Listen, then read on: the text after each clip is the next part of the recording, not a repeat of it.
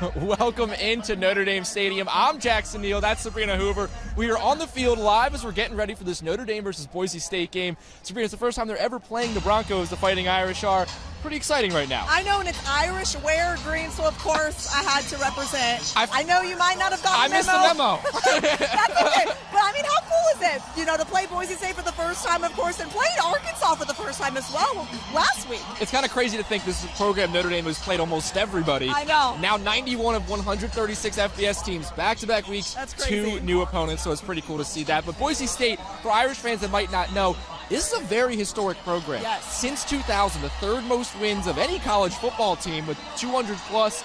This is a team that you have to take seriously. I know, and Marcus Freeman talked about this being an explosive offense. They have a really talented quarterback at the helm, and of course, we got to mention, they had a really talented running back last year at Ashton Genty. They still have some really talented running backs as well. Yeah, you mentioned Genty right there. Of course, runner-up Heisman. I would have voted for him for first, but still, a runner-up in the Heisman. Incredible top 6 pick in the NFL draft. So he's now with the Las Vegas Raiders. But I'm walking around today outside. I saw a lot of Boise State fans wearing Genty jerseys. So people still love that name. But you mentioned the multiple running backs. This year, they have a 3 running back backfield. So they're able to split carries, and their QB, Maddox Matson, he's pretty good. Yeah, definitely. They're 3-1 on the season. This is a big opponent for Boise State, of course, going up against Notre Dame, who also is 2-2 on the season, came off a big win against Arkansas on the road last week against an SEC team. This is going to be a big challenge, not only for Notre Dame, but also for this Irish defense. And when you look at these teams' records, as you mentioned, of course, Notre Dame, their 2 losses to top 10 teams, down to the wire, really close. For Boise State, on the other hand, they've had really one marquee game so far. That was at South Florida, a team that was in the top 25, that knocked off Florida, that fell out of the top 25 to lose to Miami. Boise State lost that first game of the season 34-7. Yeah. So in their one time they've been tested, that did not go well, but still, the first game. I was able to talk with Boise State's play-by-play man, Bob Bueller, leading up to this game, and he said to me that basically when it comes time for this Boise State team, the Broncos have improved a lot since that first week 1 loss. We've seen that in these 3 straight wins, putting up 40-plus points in a lot of them. I think the biggest thing, too, to know is this Notre Dame defense. We saw a little bit of progress from them last week in that game against Arkansas. They did better, defending the run, defending the pass, really. I think that's the biggest key in this game against Boise State is can they continue that success that they found last week? Exactly, and I like that, defending the run and the pass. You're going to need to defend the run against Boise State. We mentioned the 3 running backs in their backfield. And while we've had questions about Notre Dame's secondary, had questions about Notre Dame's pass rush, I think one thing we've been pretty consistent on is Notre Dame's rush defense has been pretty good. They've been able to kind of contain the opposing team's running backs for the most part. Boise State, while Madsen at quarterback, he's a good QB. They kind of need that running game to get going for him to be able to open up things downfield. So if Notre Dame can just continue to be good in the rush defense, that's a good path for them to win this game. And I think, talking about something, consistency has been this Notre Dame offense. That sees C.J. Carr, find guys like Jordan Faison, Malachi Fields, Will Pauling. He looks on fire right now. Our question of the week was basically, what do you think of C.J. Carr's performance? Most people said exceeded expectations, or at the very least met expectations. A good about 6% said he's the best Notre Dame quarterback ever. It's kind of a joke, I think, but not. He's not a great answer because he's looked apart. Honestly, the past 2 games, the offense put up 56 points. Coming into the season, if you told me Notre Dame was going to be 2-2 at this point in the year, I would have told you it was probably a quarterback struggle, whether it was Carr or Minchie. He's a young QB struggling. Carr won the job and really hasn't struggled. There's been a couple of interceptions, but for the most part, he has delivered. 56 points in back-to-back games. So many great options in the wide receiving game, in the running back with Jeremiah Love and Jadarian Price. We'll get to them in 1 second, but we do have to mention wide receiver Jaden Greathouse. He is missing today's game. That was reported yesterday by our reporting partners at the South Bend Tribune. Hamstring injury for him, but it's kind of been a disappointing year so far. Yeah, definitely. We haven't really seen a lot from Jaden Greathouse, but of course, if C.J. Carr doesn't, need to throw the ball downfield, he has guys like Jeremiah Love, Jadarian Price. Jeremiah Love had 4 touchdowns in that game against Arkansas. He had 3 before half, and I was like, can he get any more amazing? Actually. It really feels like we heard a couple weeks ago after the Purdue game that Jadarian Price said that him and Love had a bet to get 6 total touchdowns in that game, and they did. And then against Arkansas, they continued to put up a ton of touchdowns. I wonder if they have another bet going for this game. I was going to say, what's the bet today? That would be kind of fun to see. But so for this Notre Dame offense, it's just going to need to be more of the same. I mean, I think Carr said after the game against Arkansas, there was a couple throws he might have missed. Legitimately, I didn't really see that. Maybe he wasn't 100%, but he was 98% of making the right decision, doing the right thing with the football. And remember, you always have Price and Love in the backfield. Yes. We've heard Spencer Danielson, the head coach for Boise State. He called both Bryce and Love first-round NFL draft type of talent, as well as Carr. I mean, it is in a very talented backfield. And I think for him as a freshman to just be performing the way he has been so far, and the maturity level, I mean, the leadership level is insane to me. I think that's the biggest thing that kind of has surprised me to this point is how CJ Carr just has been consistent on the field, but also just, in the leadership just area. Exactly. He's kind of leading this offense like a quarterback should.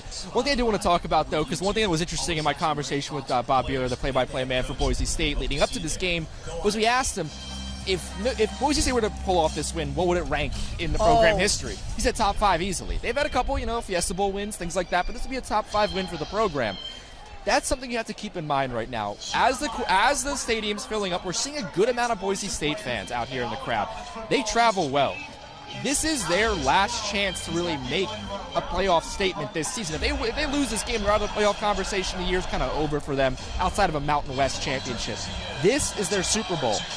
For Notre Dame, they obviously can't falter either, but for Boise State, this just feels like a bigger game for their program as a whole, and while Notre Dame is favored by multiple touchdowns, if you let into that sort of thing, Boise State's going to be treating this game like do or die, because it is for them. And I think your key to the game was stay in the moment, because Notre Dame, just like you said, this is the Super Bowl for Boise State, but for Notre Dame, this is still a big game continuing to know that they have to win out now and especially get some more help. Yeah, I mean, when he's talking about staying in the moment, last year, there was such great senior leadership. The guy I'm going to point out is Howard Cross. After that NIU loss, right after the game, he got on the podium and he said, we have to do better. And then that next week, in availability, he's like, we have to do better. Yeah. And then every single week after that, the messaging was consistent. We have to do better. We have to take it one game at a time. Yep. We can't focus on things too far ahead. And that's what they did, and that's how they ripped off all those 13 straight wins to get to the national title game. Exactly. Now, this year they have to do the same exact thing. Notre Dame should be favored by multiple scores in probably the rest of their remaining schedule. They should win out with this schedule.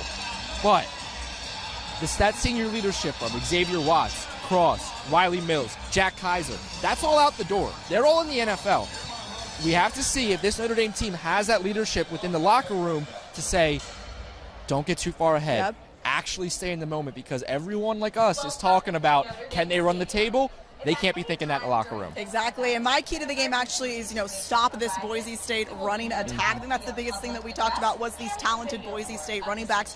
That's the thing that this Notre Dame defense is going to maybe have a big challenge about doing, especially in the pass defense, but especially in the run defense. Yeah, I could not agree more with that. Let's go through our players of the game. We talked about this on 16 News Now Game Day, which you can watch at 9:30 a.m. on Might WNDU. Sound a little repetitive. Exactly. Tuning into that, maybe, you might already know this one. Who's your player to watch today? All right, I got Christian Gray. He had an interception in that game against Purdue, as well as Dallas Golden, but I'm assuming he's itching for another interception in this game against Boise State. Again, this Notre Dame defense is going to have a big challenge with this explosive offense. Can they get it done is the biggest question. I'm going on the same side of the football with a very similar thought, but I'm going to Don Schuler. He is the safety that's taken over for Xavier Watts. He's, I think, a senior leader on this defense right now. He is a voice in that locker room.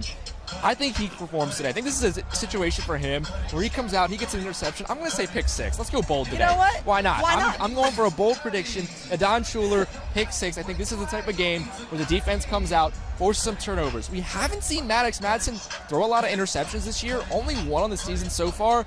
I think that changes. I think he could possibly double that or triple that today against this Notre Dame defense, because this is going to be the most talented team that they've faced in quite some time. Yeah, and Madsen has also taken care of the football as well. For your prediction, is he going to get a pick 6 in the first half or the second half? What are you thinking? Let's just say third quarter. Okay, You know what? Why not?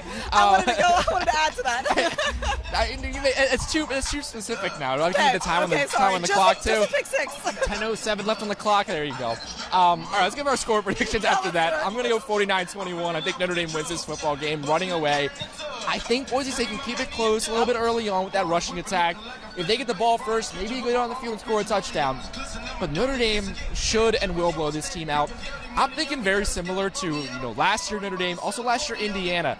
Notre Dame needs to make statement wins. Yes. Even if they're not playing opponents that are statements, they need to make a statement win. They need to come out here and beat Boise State by 20-plus, 30-plus points. I know I'm saying 49-21.